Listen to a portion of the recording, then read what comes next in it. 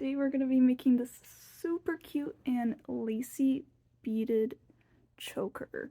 So mine simply ties in the back with a bow, and I wanted this one to sit a bit lower on me, but I accidentally ended up making it a bit too loose.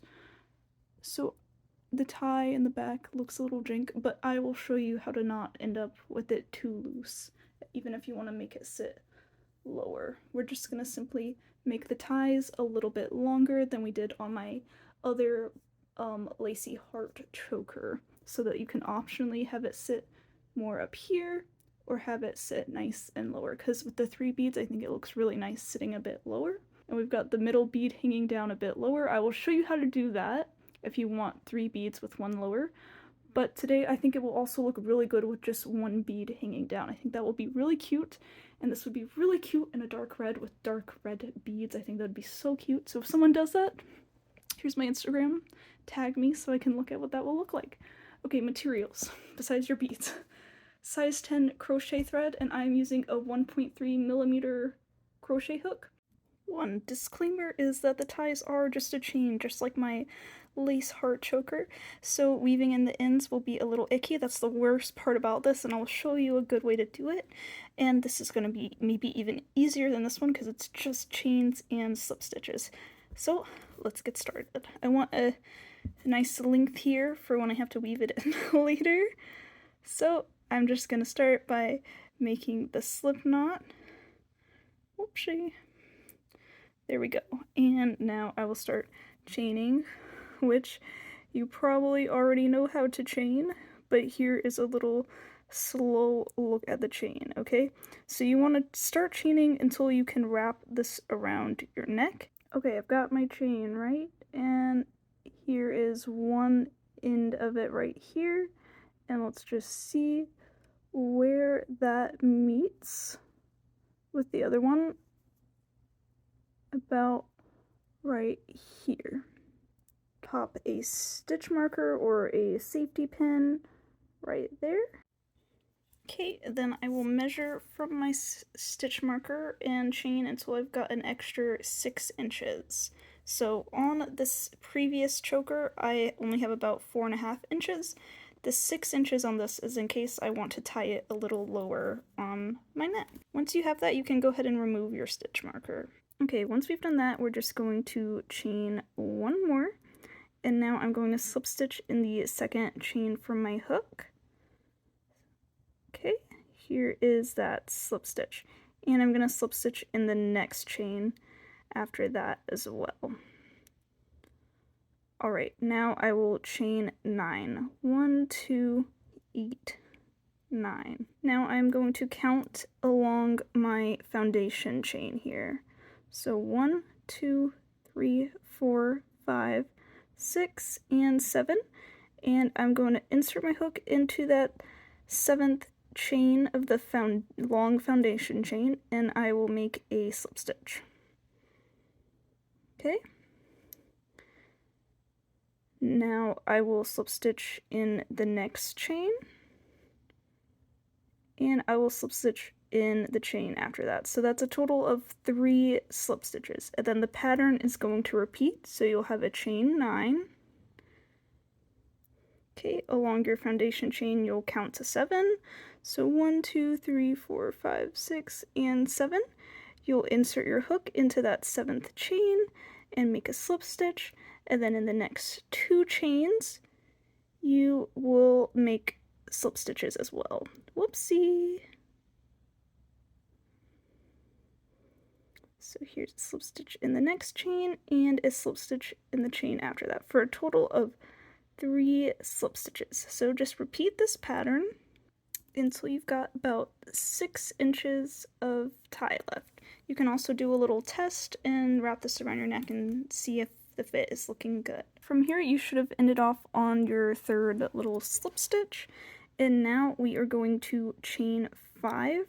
I am going to have just a slightly tighter tension than I have had so far. So 1, 2, 3, 4, and 5. We are going to turn the work, and we're just going to be slip stitching inside of these chain 9 spaces. So I'm gonna make a little slip stitch, and I'm gonna go ahead and chain one just so I can slide this one down a little bit. Okay, so this kind of pattern repeats, so we chain 5 again, 4 and 5, we slip stitch in this same chain 9 space here. We repeat it again, 1, 2, 3, 4, 5, slip stitch into this chain 9 space again. Okay, we're gonna do that one more time. 5, slip stitch into this chain 9 space. Okay, so what you should have is sort of 4 little loops now. We've got this nice one in the middle here, and this next go is going to go into the next one. So still do your chain 5, 1, 2, 3, 4, 5, and slip stitch into the next chain 9 space. Okay, do it again. 5, slip stitch into the same chain 9 space. Let's do our one that's kind of in the middle now. So 1, 2, 3, 4, 5, slip stitch into the same chain 9 space. Okay, last one on this one. 1, 2, 3, 4, and 5, slip stitch into the same chain 9 space. And let's take a look at it. One bump here that's sort of in between, and then we've got this 3 bumps with this one in the middle of our chain 9 space. So the next one would go into the next bump. I will show you that real quick. Still chaining 5, and now I will just be slip stitching into this chain 9 space. If you are doing 3 beads and you want this one to hang down a little lower, I will show you how to do that. Okay, so you would wait until you're about in the middle of your choker. It's okay if it's not perfectly even. I might have 7 bumps on this side and 6 bumps on this side. Okay, so we are in the transition bump, just like this transition bump here. But instead of chaining 5, we are just going to chain 7. So 1, 2, 6, 7. And now you're going to slip stitch in the 5th chain from your hook, or you can also count up from the bottom since that's a little less counting. So 1, 2, 3, that would be the 5th chain from my hook if we count this way. 1, 2, 3, 4, 5. Okay, so then we just slip stitch into that 5th chain from our hook. And now, so we have 2 chains on this side, we want to be even, so also 2 chains on this side, and then go ahead and slip stitch into your next chain 9 space. Okay, so what this is just going to give you is just a very small amount of length so that this bead hangs down just a little longer. Okay, which is very cute. I'm gonna undo that because I'm just gonna have 1 bead on this one since I think that will be cute too. Okay, I'm now very near the end. You can see here's this 1 transition bump, and then 1, 2, 3 bumps. This one's nice and in the middle. So let's go ahead and do the very last one together. So again, you'll still be chaining 5. So here is 4 and 5 chains. Okay, now into this, we kind of want to go, this is going straight like this, we kind of want to go into the very end here. So I am going to go into this very end. Okay, there's 1 loop, and just for security, I kind of want to go through 2 different loops that are on the end here. Okay, and still make your slip stitch. Okay, and now we just need to chain 6 inches to match, or whatever length your other tie is, to match this tie on the end here. Okay, my 2 ties are like the same length. Remember to leave a nice size tail here for our weaving. Pull it up, pull it up, and let's talk weaving news. Okay, a sharp instead of a blunt darning needle would be ideal here. Most of my darning needles are blunt. I've got this beading needle here, which is sharp, So, and it's also really easy to thread. So the general advice is, instead of going cleanly between fibers, is to go in between the fibers. That's a little hard to do on a chain. Now I'm gonna go this way through this back bump, and I like to do this for about an inch in length. Okay, so now we're gonna go this way through the next back. Okay, once I've got about an inch, I go back this way, and since I've got a little more thickness, it's easier to go in between fibers versus going it cleanly through them, especially if you have got something sharp like this. So I don't know if this is gonna show up on the camera. Yeah, you see how well, is it showing up? We're going through various fibers versus just going cleanly through it. Kind of splitting through the thread is how you can think of it.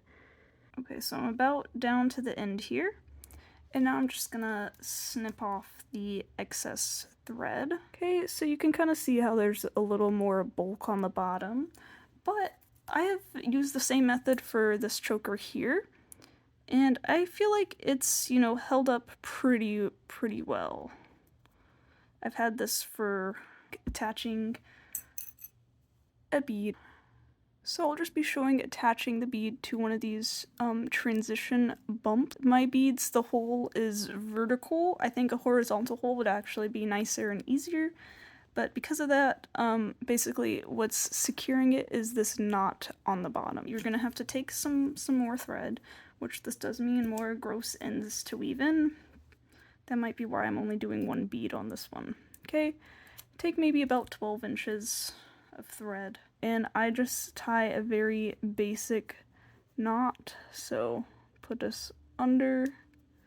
Okay, so it's like just this very basic knot, and we want that about in the middle. Okay, and then act like you're gonna do that again. So here we go. Put this like this.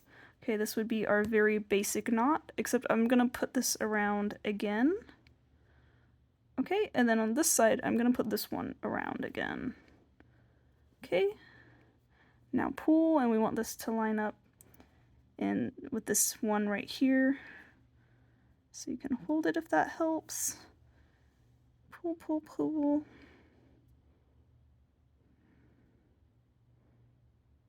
Okay, there we go, and then make one more of the very basic knots. And I find this to be enough knot at the bottom to pretty securely hold my bead on. Now to put the bead on, you could use a sewing needle, a beading needle, or a tiny crochet hook that fits through the hole of the bead. I honestly like that method. So here's the bead. Wait, I need to put it on this way. I'm going to pull both of these strands through this bead here, and let's pull the other one through. Okay, lots of different ways you could have gotten this thread through this bead, and we can see that knot on the bottom. The bead is definitely, it's not going through. The knot is definitely securing the bead. You just want to make sure of that. Okay, so with this transition chain, there is 5 chains, so if you count 1, 2, 3, here's the middle. You could count from this side, 1, 2, 3. Here is the middle chain. Okay, so let's go ahead and put one of our strands through it. We're just gonna grab one. Okay, boop, boop. In the opposite direction. You're gonna want them facing opposite so you can tie a nice securing knot here. Okay, I might just move this thread through the top of that same chain loop so that it's also going to be in the back, but they're going to be, okay, same chain loop, just the top loop of that chain, and we're going to pull this thread through so it's also, okay. Now we can pull both of these. Okay, it looks good. Let's see what this looks like on the back. Perfect. So they're coming out of different things, which is good, because that means when we tie their knot, it's gonna secure this bead. So I'm going to tie one knot first, just the very simple one, and make sure I like how that's sitting. I'm going to tie another knot, the very simple knot. Before I tie in that, I'm just going to give it one more look. Okay, I think that looks great. So let's make it tight, just see how it looks. And then I'm just going to tie one more, so a third knot. And then we're going to still weave in these loose ends, but that's just so the bead stays sitting flush with that chain space there. So weave in the rest of your ends. Okay, here's what it looks like laying flat, and whoosh, here's what it looks like on me. You are left with sort of a longish bow in the back if you're tying it more snugly around your neck like it is right now. I hope you enjoyed this tutorial. Leave a like, comment, or subscribe. And thank you for watching. Happy holidays.